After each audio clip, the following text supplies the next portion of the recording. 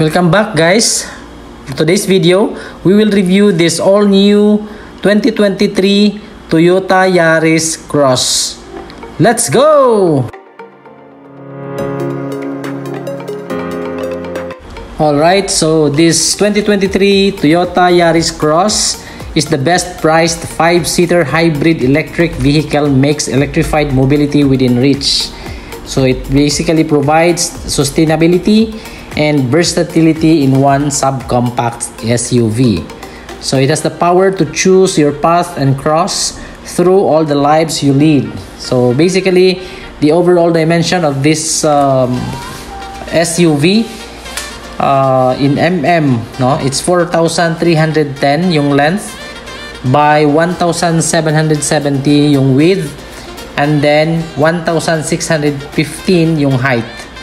Alright, so the engine type of this is 4-cylinder inline 16-valve dual VVTi, and of course it has a 1.5cc yung engine displacement with a maximum output of 106 and a maximum torque of 138.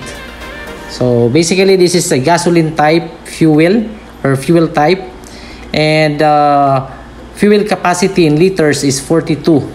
So naka-keyless entry, naka-smart entry, and then naka-push start button, and meron siyang tatlong drive mode, no? Merong eco, normal, and tsaka power. It has also a ventilated disc brake with 8 inches alloy machine cut. Of course, for the safety features, meron siyang Toyota Safety Sense, pre-collision system, automatic high beam, lane tracing assist, lane keeping assist, adaptive cruise control, and of course, meron siyang 10.1 na audio display. So we have here a sensor and a fog light.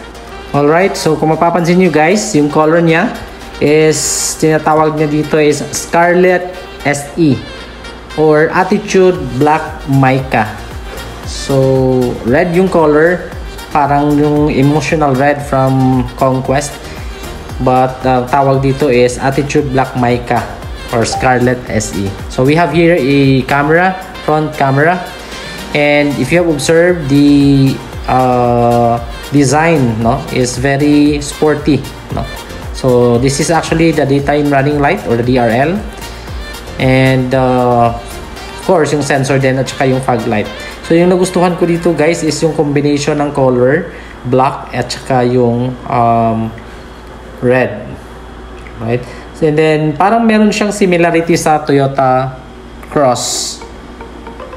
Corolla. Okay, Toyota Corolla Cross, no? Okay, so kung mapapansin natin yung skirt dito sa front, connected yan dito sa front wheel until doon sa likod. So this is actually the 18-inch alloy wheel or mags. So yan, connected yan sa gilid until doon sa likod. I think this is actually a connection from one side to the other side. Okay, so parang ano siya, fender. So ventilated disc brake yung braking system, no, ni Toyota Yaris Cross. So basically, kung mapapansin natin dito, keyless entry. Alright, so we have the repeater and the 360 camera installed in the side mirror, which is similar also to other models of new models of vehicle. So for the cabin, this is actually a leather wrap, and the mirror finish dito na parang accent sa handle, and of course fully automatic yung control dito, so lahat ng mirrors. And then meron tayong electronic din yung control ng driver seat, and then meron ditong parang step seal, no, step silver. Then naka leather wrap yung upuan. And then dito sa dashboard, merong ano dito, controls sa driver side. Different technology na mga controls na makikita natin dito. And for the dashboard perspective, it's a different look, no, as compared before. So hard plastic with a combination of, ito yung 10.1 inch na naka push start button, And then, lagay ng gamit, merong USB port, then automatic transmission control, shifter, dalawang cup holder. Alright, malalaking cup holders. Yan. So, it's very convenient kasi meron talagang guide, no, sa cup na hindi gagalaw yung drinks. So, for the center console, naka-leather wrap and malaki din yung medyo malalim din yung console. Yung gaya ng gamit. Tapos, meron ditong socket. 220 socket. So, maganda yung quality ng leather. Very excellent. And then, of course, lagay ng gamit. And then, dito naka-leather wrap. So, para siyang combination of hard plastic and leather wrap. Okay, so the 10.1 inch na audio display, entertainment. So, sa manubela or sa steering wheel, we also have different controls here. We have the adaptive cruise control and other controls. So, ayan. So, very sporty din lang yung look ng steering wheel. Okay, so we have here parang barrier, no, from the passenger side with a chrome accent. So, we have here the parking and auto hold. Okay, naka-buttons na. Then we have the USB port and the Type-C port. So, overall perspective dito sa front fascia, very executive, no? And very elegant yung look, no? Napakaganda po, guys, ng front fascia, especially the dashboard perspective. So, dito naman tayo sa passenger side. So, similar thing, this is the leather wrap. So, parang may accent dito na line, no? And then, naka-mirror finish pa din na accent. Naka-chrome yung handle. And then, naka-leather seat. Okay. So, of course, the good thing here is meron din siyang center console dito with the 2 cup holders. Alright. So, pasok tayo dito. So, sa likod, we have also the aircon vents. You have the control for the aircon vents. And for the dashboard perspective. So, napansin ko lang, no, yung parang design ng dashboard is more or less similar din doon sa other models ng Toyota. So, merong similarity, no? So, naka-LED yung lights. And, by the way, yung accent pala dito sa loob, yung cabin, is naka-black na yung dito, accent dito sa loob. Right? Which is very safe. And then, also mas practical po, especially for the maintenance of the cleanliness, no? Kasi parang all in black na yung interior. Tapos yung legroom medyo maluwag din, no? Depende din yan sa size ng driver, no? So merong handle dito, naka-black pa din yung color. So more or less yung accent nito is interior is black. So sa likod parang lang, naka-LED yan. Parang design lang ng Toyota Corolla Cross. So, we have here a little spoiler.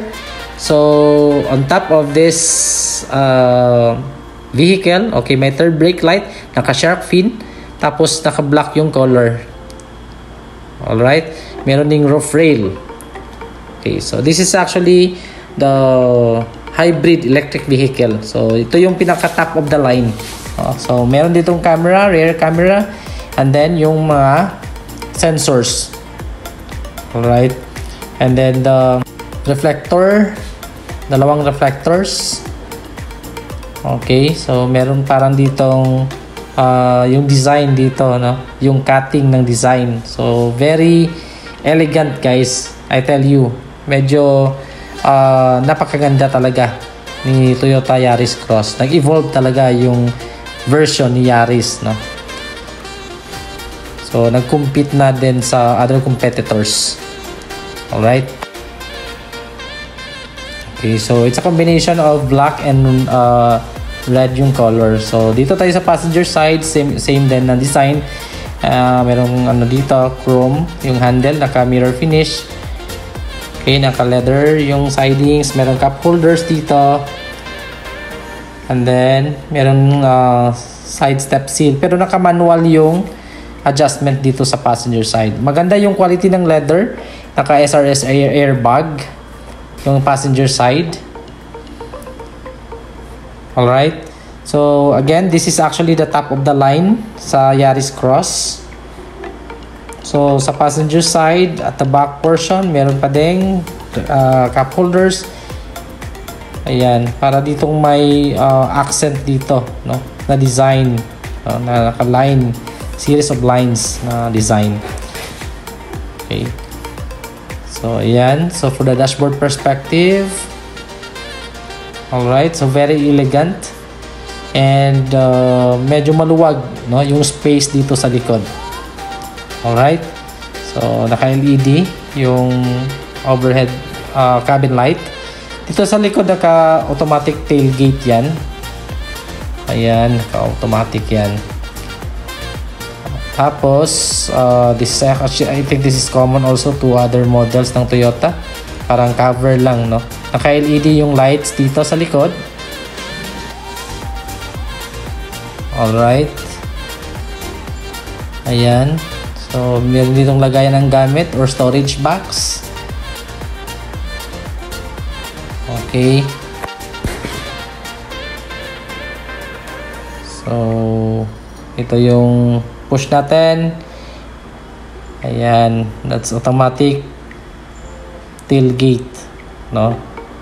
Of course, we can also use the sensor sa ilalim para mag-open yung tailgate. Alright. So by the way, for the price of this, since this is the top of the line, so this is actually 1,598,000 pesos with a 20% down payment of 319,600 for 5 years, 32,750.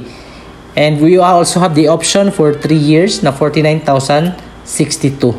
So subject pa din yan for bank approval. One of the highlights of this compact SUV is the panoramic view monitor, no, na makikita natin sa windshield inside the cabin. And of course, in synthetic yung leather seats. And of course, the best thing there is the Toyota Safety Sense, which is the most important thing. You can visit their showroom in Toyota Tacloban City. Thank you for watching, guys, and see you in the next video. Bye!